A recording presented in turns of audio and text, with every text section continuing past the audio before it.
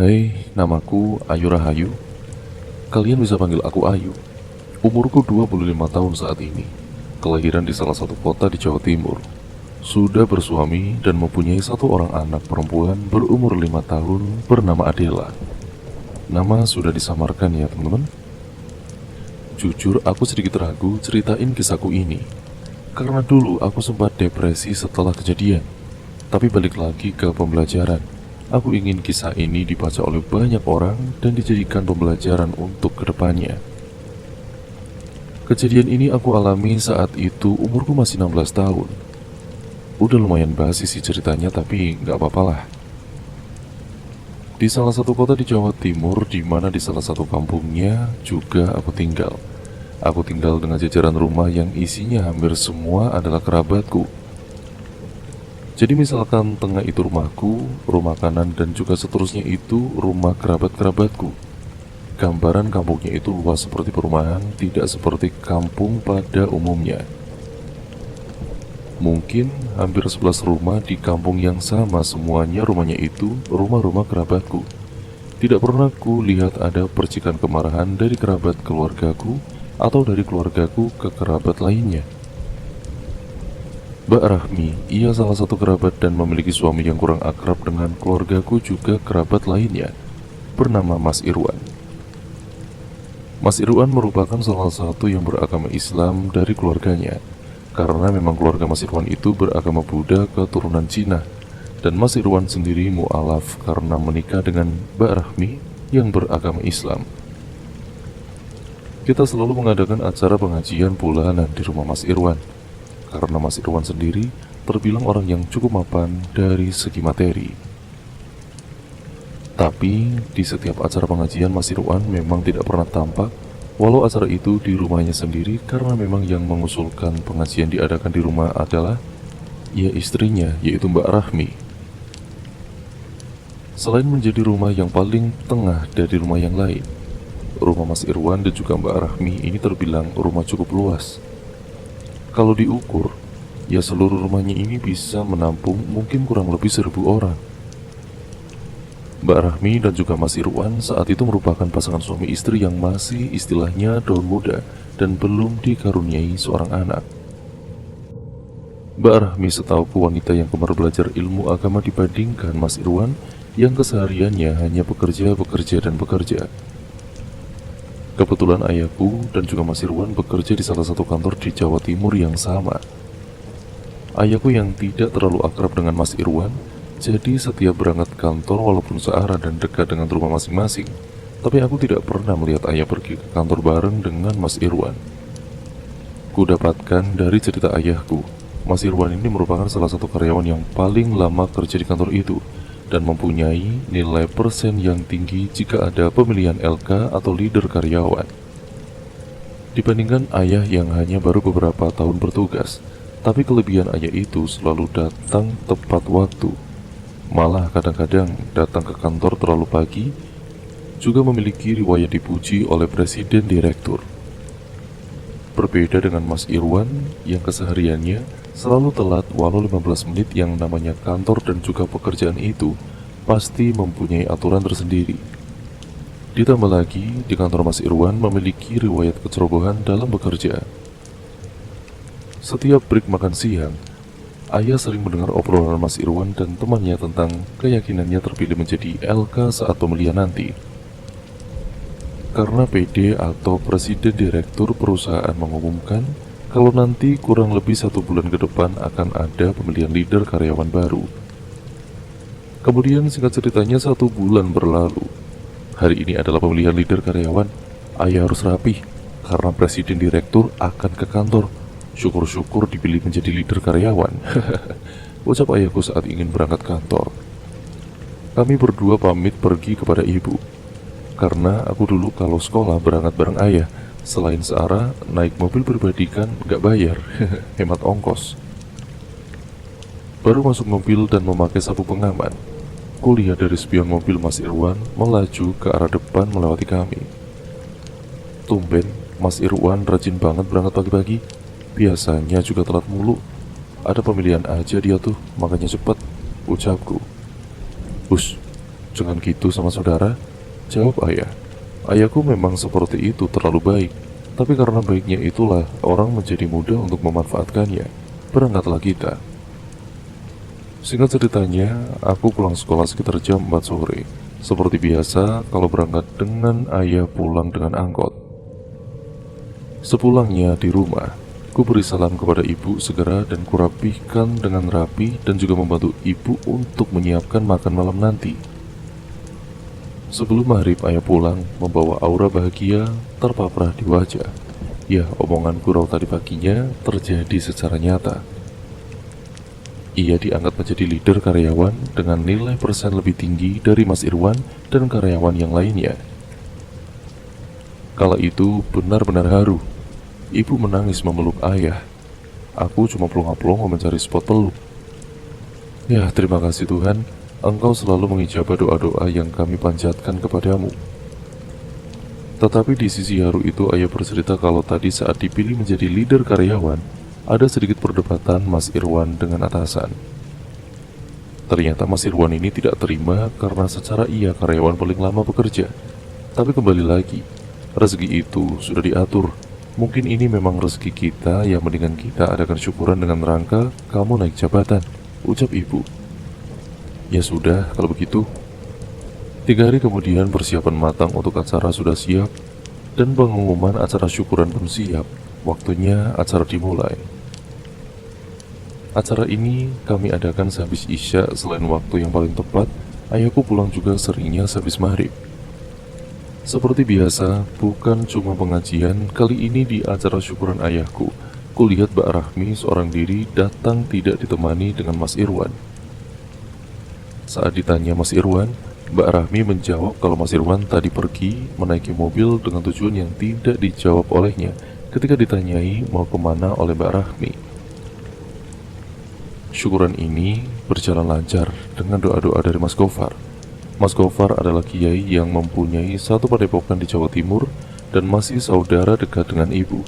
Acara itu dipimpin oleh Mas Gofar.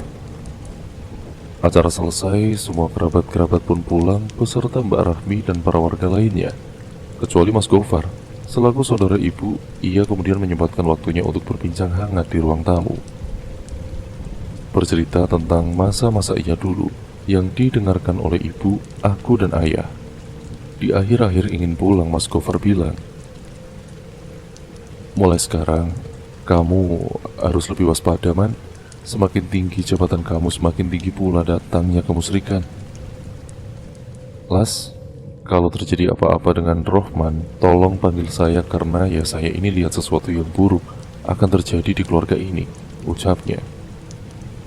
Mudah-mudahan Lastri sama keluarganya Lastri terus dalam lindungannya ya Mas. Doain aja keluarga Lastri dijauhkan dari orang-orang yang mau berbuat jahat, jawab ibu. Setelah berbincang-bincang sampailah pada titik di mana Gofar pamit pulang.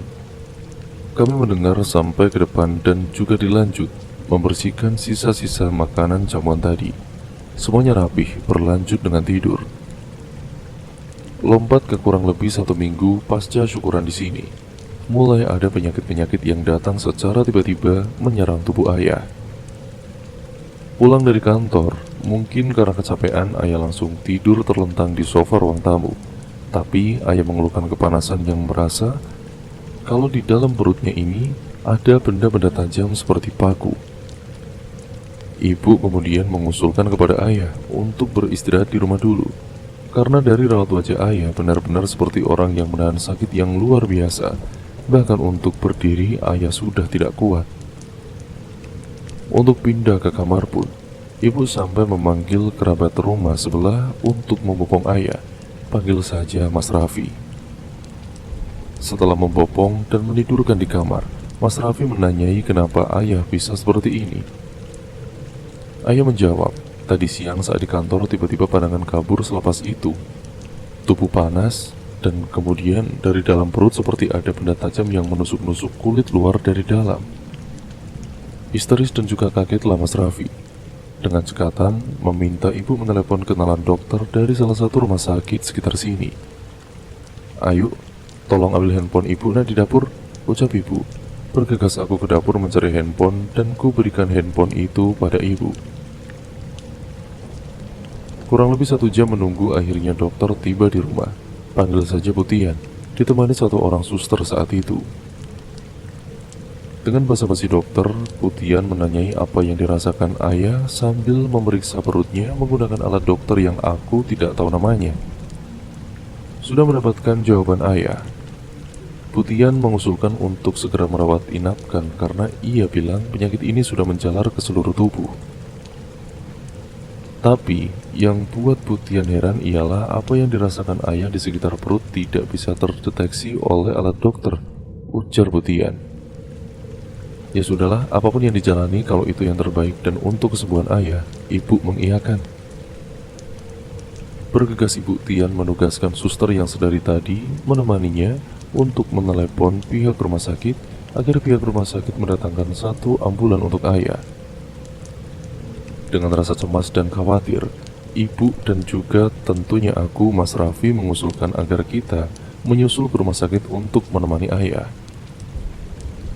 Dikarenakan ibu tidak bisa mengendarai mobil apalagi aku, kala itu Mas Raffi lah yang menjadi penakluk setir. Dengan membawa istrinya yang juga ikut dengan kami, panggil saja namanya Mbak Mira. Kita berempat mulai berjalan keluar kampung memasuki jalan raya dan masuk ke gerbang rumah sakit. Sesampainya di lahan parkir rumah sakit dan membuka tali pengaman, kita berempat turun dari mobil dengan gaya berjalan sedikit berlari, lalu memasuki rumah sakit. Ibu menanyai nomor kamar Pak Rohman atau ayah atau suaminya. Suster menjawab dan bergegas kami mengambil di ruangan ayah. Kalau tidak salah, saat kami membuka pintu ruangan ayah, di dalam sudah ada 3 dokter sedang mengobrolkan sesuatu yang serius, dan posisi ayah saat itu tidak sadarkan diri. Ibu yang menangis saat itu. Ia memeluk ayah sambil menanyakan ketiga dokter tersebut apa yang dialami suaminya kala itu. Kulihat dokter kebingungan, karena terlihat dari raut wajah mereka seperti orang kebingungan. Salah satu dokter pun menjawab, "Seingatku, kami masih menyelidiki jenis penyakit yang dialami suami ibu dan kami akan berusaha semaksimal mungkin. Untuk saat ini, biarkan kami yang mengatasinya ya Bu. Ibu berdoa saja agar Tuhan bisa kembalikan keadaan," ucap salah seorang dokter itu. Selepas mengatakan itu, ketiga dokter tersebut pamit keluar ruangan dan menyuruh agar kita semua siaga jika ada respon apapun dari ayah. Malam semakin larut, Mas Raffi mengusulkan untuk kita pulang terlebih dahulu dan dilanjut besok kembali. Dengan rasa terpaksa dari wajah ibu, ia setuju dengan usulan Mas Raffi. Kita semua pamit. "Besok aku balik lagi kok, kamu yang kuat ya." Sambil menangis dan mengelus rambut ayah. Itulah kata-kata yang keluar dari mulut seorang ibu dan istri yang tulus. Keesokan harinya, sehabis maghrib, aku, ibu dan juga Mas Raffi beserta istrinya kembali datang ke rumah sakit untuk melihat keadaan ayah. Kali ini ditemani beberapa kerabatku yang ikut untuk menjenguk. Dibuka pintu ruangan ayah, terlihat dokter yang tidak asing bagiku, yaitu Putian. Ia terlihat sedang memeriksa ayah dengan sedikit raut wajah yang panik karena kedatangan kami. Ibu kemudian menyapa Putian disambung dengan menanyai perkembangan kondisi ayah. Saat itu kami semua dikagetkan dengan pernyataan Putian. Bagaimana tidak kaget, ayah yang 2 hari lalu masih sadar, detik itu juga dinyatakan koma. Tangis ibu cukup membludak. Ia kaget tidak percaya atas pernyataan yang dilontarkan oleh Putian mengenai kondisi ayah. Kerabat-kerabatku yang ikut serta menjenguk kala itu mencoba menguatkan ibu dan terus-terusan menyadarkan ibu agar selalu berdoa kepada Sang Pencipta untuk kesembuhan ayah. Aku benar-benar sudah tidak tahu lagi apa yang harus diperbuat. Aku tidak menangis.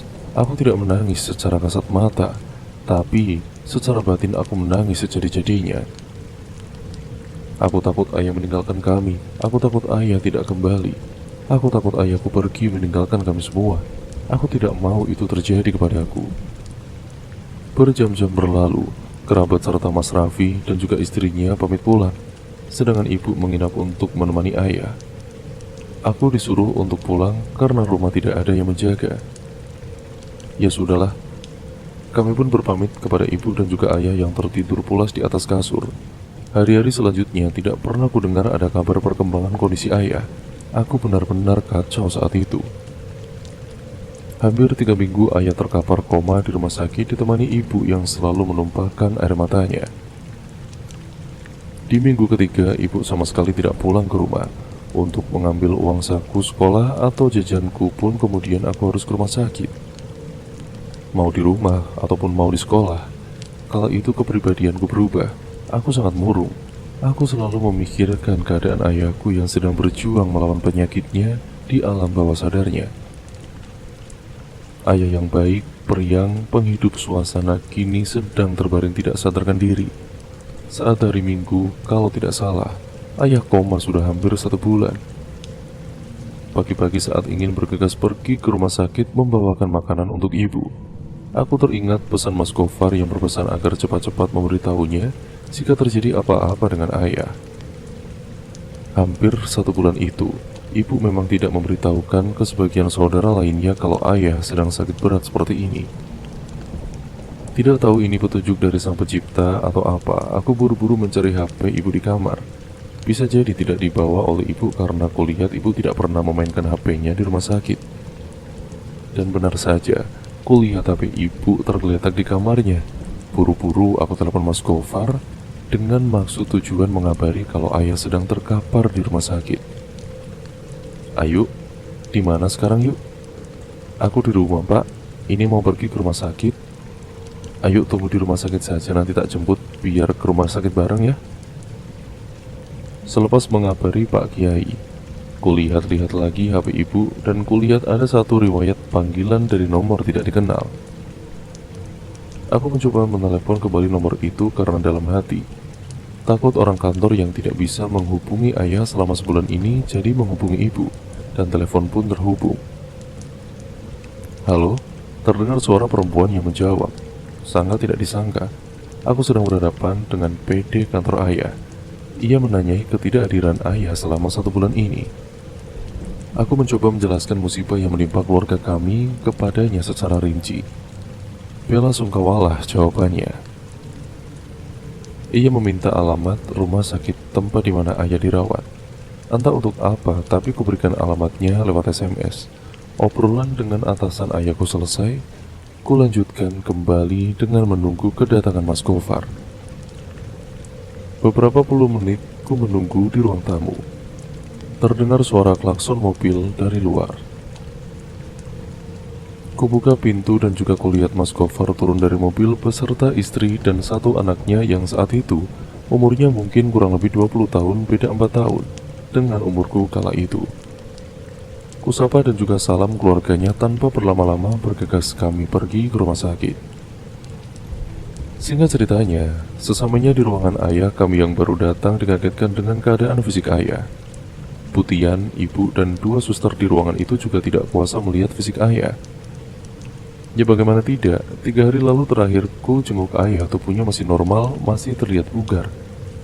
Dan 3 hari kemudian, tepatnya saat ini kulihat ayah sangat kurus dan parahnya selalu keluar paku-paku yang berukuran kecil dari area perut dan lehernya.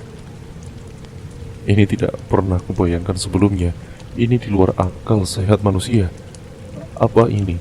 Musibah apa yang menimpa keluarga kami ya Allah? Ucapku dalam hati. Terlihat ibu dan juga Putian tidak memperdulikan kehadiran kami. Mereka sibuk mengumpulkan paku-paku yang berjatuhan dari tubuh ayah. Berbeda dengan kedua suster, mereka menyapa kami. Mas Gofar yang melihat kejadian itu langsung memarahi ibu. Saya kan sudah bilang sama kamu, Lastri, kalau terjadi apa-apa dengan Rohman, cepat-cepat bilang sama saya. Penyakit ini tidak akan bisa ditangani oleh senjata medis. Sudah biar saya yang urus, tapi sebelum itu lebih baik izin untuk pulangkan ke rumah saja, biar saya lebih leluasa mengobati Rohman. Ibu meminta maaf kepada Mas Gofar dan segera meminta izin untuk dibawa pulang. Tanpa pikir lama-lama lagi, pihak rumah sakit mengizinkan ayah untuk dibawa pulang secepat mungkin. Pihak rumah sakit sudah tidak tahu harus berbuat apa lagi kepada ayah. Tapi di sini ada kendala soal pembayaran. Kembali lagi kita diripuhkan oleh biaya keseluruhan rawat ayah yang begitu menggelegar. Aku mengusulkan untuk meminjam uang Mas Irwan dan memberikan HP ibu yang ketinggalan di rumah. Ibu menelepon Mas Irwan dan meminta tolong agar Mas Irwan mau mengulurkan tangannya untuk ayah. Tetapi entah apa yang keluar dari mulut Mas Irwan. Saat itu ibu mematikan HP-nya dan bilang kepada kita kalau Mas Irwan tidak mau meminjamkan uangnya. Usaha ibu tidak terpatahkan oleh Mas Irwan. Ibu terus berusaha menelepon kerabat lain dengan tujuan meminjam uang. Posisi kita masih di dalam ruangan ayah. Di tengah usaha mencari bantuan dana, datang seorang perempuan berwibawa yang cukup berumur, mungkin sekitar 40, tapi dengan raut wajah yang masih sangat muda dan cantik, dengan 2 asisten di belakangnya. Ia menyapa kita semua, bersalaman dan melihat kondisi ayah. Nampak dari raut wajahnya kaget yang ditutup-tutupi. Ini percakapan antara kami dan juga PD, maaf kalau sedikit ngarang. Soalnya aku agak lupa tapi inti dari percakapannya ya sama. Ibu, Pak, saya presiden direktur di kantor tempat bekerjanya Pak Rohman. Panggil saja saya Yesil. Saya turut prihatin melihat keadaan Pak Rohman seperti ini. Pak Rohman salah satu orang yang saya pantau soal kenaikan jabatan selanjutnya. Karena selain prestasi, gak tahu kenapa kalau ngobrol sama dia itu berasa ngobrol dengan sahabat sendiri, ucapnya. Untuk masalah biaya, ibu tidak usah khawatir, biar saya yang akan mengurus semua pembayaran Pak Rohman. Saya hanya ingin kesembuhan Pak Rohman dan melihat Pak Rohman memimpin karyawan-karyawan lagi di kantor. Kalau begitu saya pamit dulu ya Bu. Saya cuma ingin melihat kondisinya Pak Rohman saja, tak banyak lagi. Yesil ini kemudian pergi meninggalkan kami semua. Rasanya lega saat itu. Di situ aku sadar kalau tadi aku tidak menelepon nomor itu, kami tidak akan dibantu oleh Mbak Yesil. Singkatnya kami kembali ke rumah siang semi sore. Gak tahu jam berapa, ya aku nggak ngeh. Ditidurkannya ayah di ruang tengah. Jumlah kami sekarang yaitu aku, ibu, ayah, Mas Gofar, istrinya dan anaknya. Kulihat Mas Gofar memegangi tangan ayah dengan mata terpejam. Baru-baru ini aku ketahui kalau apa yang dilakukan Mas Gofar dulu ialah ilmu penerawangan batin.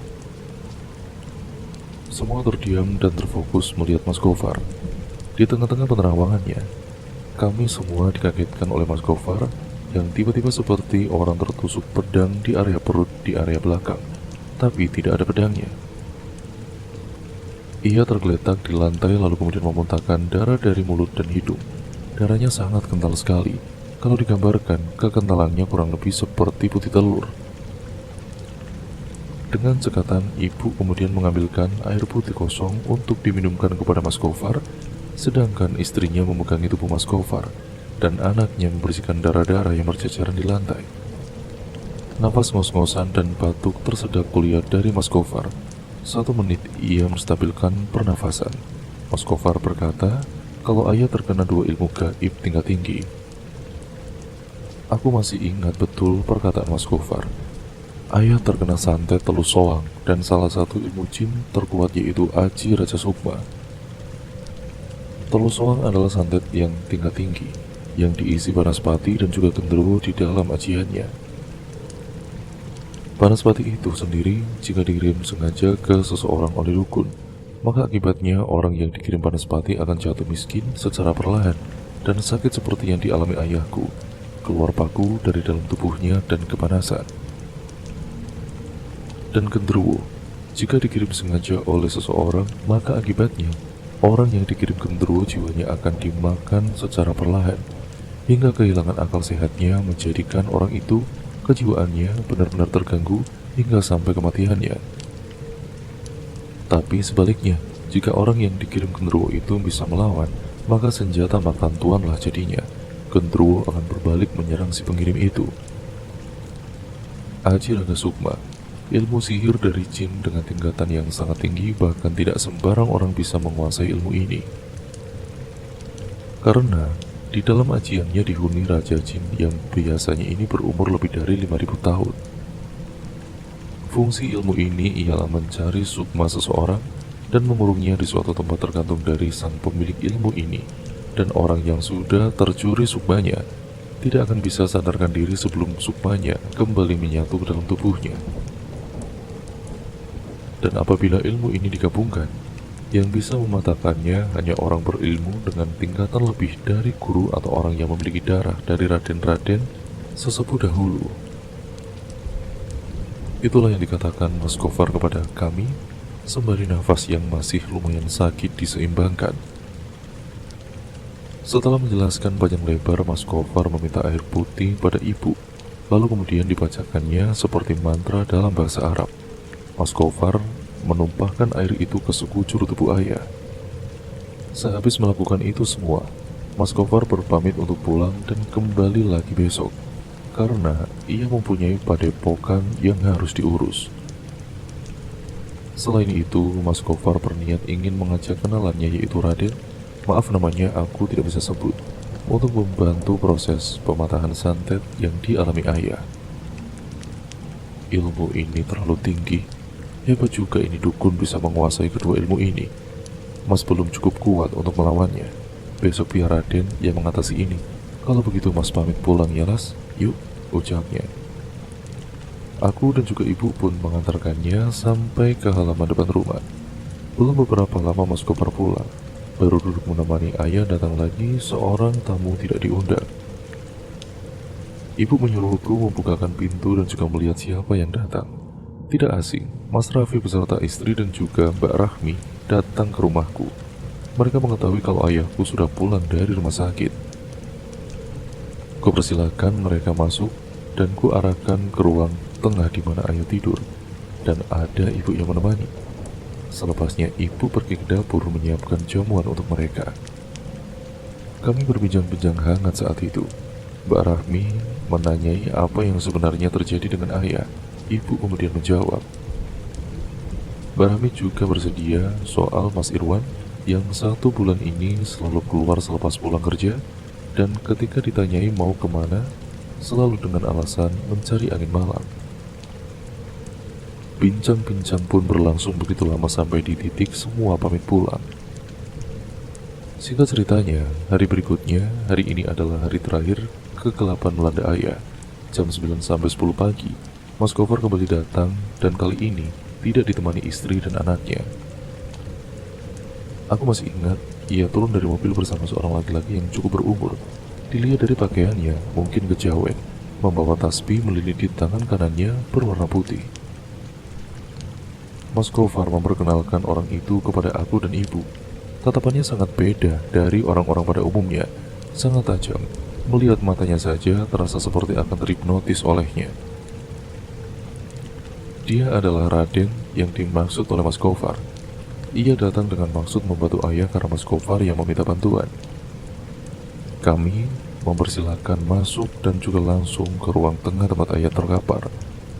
Sekarang kami berada di ruang tengah dengan aku, ibu dan juga Mas Gofar, dan Raden serta ayah yang berada di tengahnya.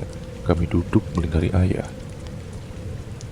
Tanpa percakapan apapun lagi, Raden memfokuskan dirinya kepada ayah, memegangi kepalanya dan kemudian memakaikan tasbih menjadi seperti kalung di leher ayah dan berkata, "Keluar."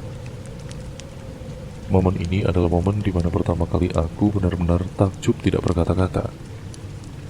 Sesaat Raden mengucapkan kata "keluar", terdengar teriakan yang sangat keras yang terdengar sampai merasuk ke otak. Bahkan ibu pun sampai menutup telinganya. Entah dari mana letak pasti teriakan itu berasal. Yang jelas aku tahu teriakan itu berasal dari dalam rumahku. Teriakan itu berlangsung kurang lebih 1 menit dengan jeda 3 kali. Aku, ibu, bahkan juga Mas Gofar kala itu tidak berkutik sama sekali. Bingung harus berbuat apa. Jadi kita bertiga hanya mengikuti instruksi dari Raden. Sesudah menghilangnya teriakan itu, Mas Raden berkata kalau penyakit ini adalah kiriman dari salah satu rekan kerjanya yang sirik dengan ayah. Ia menanyai siapa orang tersebut, tetapi Raden tidak memberitahukan namanya. Ia bilang cukup kita doakan saja agar orang yang berbuat dimasukkan ke surganya Sang Pencipta. Raden melanjutkan konsentrasinya kembali kepada ayah. Seperti biasa, kami bertiga hanya diam menunggu instruksi selanjutnya. Di sini cukup lama kami menunggu. Di tengah-tengah meditasi, Raden ia berbicara sendiri, seakan tengah mengobrol dengan seseorang. Yang aku ingat perkataan Raden saat itu, jin yang berada dalam ajianmu itu sudah tunduk kepadaku. Raja jin yang kau banggakan sudah kubakar habis menjadi debu. Patahkan mantramu atau ku kembalikan ilmu ini untuk menyerangmu, ucap Raden dengan nada sedikit agak naik. Beberapa lama kulihat Raden menyudahi meditasinya. Tangan kanan atau kiri aku lupa, seperti menggenggam sesuatu dengan segera memegangi kepala ayahku. Digerakkannya tangan Raden sampai ke ujung kaki ayah. Mungkin 3 menit setelah Raden melakukan itu, seorang ayah yang sudah terlalu lama terpejam kini bangkit kembali. Kulihat terbukanya mata ayahku. Ibu yang menanti-nantikan saat ini tidak kuasa menahan tangis haru. Tangis dari sang ibu sekaligus istri yang tulus terpecahkan. Kala itu, begitupun aku. Bergegas aku mengambilkan segelas air putih untuk diminumkan kepada ayah. Jujur aku sebenarnya tahu ini semua perbuatan siapa, dan kalian yang membaca kisahku ini dari awal pasti tahu ini perbuatan siapa. Tapi ya jujur, aku tidak pernah berniat untuk menuduhnya. Aku selalu teringat perkataan Raden dulu itu. Jika ada yang menjahati kita, doakan saja semoga ia diberikan surganya Sang Pencipta. Aku dan juga ibu merasa bersalah sekali waktu ayahku baru tersadar, karena tidak sempat ucapkan terima kasih kepada Raden. Ya sudah sih, lewat virtual saja, tapi aku tidak pernah sempat datang ke kediaman Raden sampai sekarang. Untuk kamu orang yang melakukan ini terhadap ayahku, segeralah ingat hari akhir dan juga pembalasan. 1 minggu setelah kejadian itu, ayah berangsur-angsur pulih. Namun, ada satu kejanggalan yang terjadi di kerabatku, yaitu Mas Irwan. Semenjak ayahku pulih, ia hampir tidak menampakkan dirinya. Bahkan ia tidak pulang hampir 1 minggu lebih. Mbak Salam sebagai istrinya pun, ya tidak tahu menahu kemana suaminya itu pergi. Sampai 2 minggu, 3 minggu, dan akhirnya 1 bulan, ada salah satu rekan kerjanya yang menginfokan kalau Mas Irwan mengalami kecelakaan tragis dan meninggal di tempat. Tubuh yang sangat mengenaskan, sangat sulit untuk dikenali. Aku dan juga ibuku sebenarnya tahu ini semua ulah Mas Irwan. Namun dari keluargaku sendiri tidak mau memperpanjang masalah, dan terbukti bahwa karma itu ada. Aku sendiri tidak pernah berniat untuk menuduhnya. Aku selalu teringat perkataan Raden dulu. Jika ada yang menjahati kita, doakan saja semoga ia diberikan surganya Sang Pencipta. Namun yang namanya hidup di desa tidak pernah jauh dari apa yang namanya gosip. Entah dari mana sumbernya para warga tahu kalau Mas Irwan lah yang mengirim santet untuk ayahku. Dari isu itulah para warga langsung mengolok-olok keluarga Mas Irwan. Pada saat mendengar kabar meninggalnya Mas Irwan, para warga tidak ada yang mau mengurus jenazahnya. Orang-orang sekampung selalu menolak jika diminta untuk mengurusi jenazahnya. Bahkan istrinya ini benar-benar sangat memohon kepada para tetangganya dan meminta tolong agar suaminya bisa dikuburkan dengan layak.